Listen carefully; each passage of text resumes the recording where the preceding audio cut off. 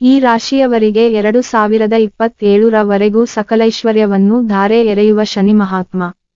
ಸಂಪತ್ತು ವೃದ್ಧಿಯಾಗಿ ಜೀವನದ ಪ್ರತಿ ಹಂತದಲ್ಲೂ ಗೆಲುವು ನಿಮ್ಮದಾಗುವ ಅಮೃತ ಗಳಿಗೆ ಶುರು. ಶನಿ ಜಾತಕದಲ್ಲಿ ಉತ್ತಮ ಸ್ಥಾನದಲ್ಲಿದ್ದಾಗ ವ್ಯಕ್ತಿಯು ಅದೃಷ್ಟದ ಬಲದಿಂದ ಬಯಸಿದ್ದನ್ನೆಲ್ಲ ಪಡೆಯುತ್ತಾನೆ. ದೇವ ಪ್ರತಿ 2.5 ವರ್ಷಕ್ಕೊಮ್ಮೆ ರಾಶಿ ಬದಲಿಸುವನು. ಸದ್ಯ ಕುಂಭ ರಾಶಿಯಲ್ಲಿರುವ ಶನಿ 2025 ಮೀನ ರಾಶಿಗೆ ಸಾಗಲಿದ್ದಾನೆ. 2025 ಮಾರ್ಚ್ 29 ಶನಿ ಮೀನ ರಾಶಿಗೆ ಪ್ರವೇಶಿಸುವನು. ಜೂನ್ 2, 2027 ಇರುವನು. ಈ ಸಮಯದಲ್ಲಿ ಕೆಲವು ರಾಶಿಗಳ ಕಷ್ಟವೆಲ್ಲ ಪರಿಹಾರವಾಗಲಿದೆ. ತುಲಾ ರಾಶಿ, ಆರೋಗ್ಯದಲ್ಲಿ ಗಮನಾರ್ಹವಾಗಿ ಸುಧಾರಣೆ ಕಾಣುವಿರಿ. ಕೌಟುಂಬಿಕ ಸಾಮರ್ಥ್ಯ ಹೆಚ್ಚುತ್ತದೆ. ವ್ಯವಹಾರದಲ್ಲಿ ಲಾಭವನ್ನು ಪಡೆಯುತ್ತೀರಿ. ಹೂಡಿಕೆಯಿಂದ ದೊಡ್ಡ ಲಾಭವನ್ನು ಪಡೆಯುವ ಸಮಯ.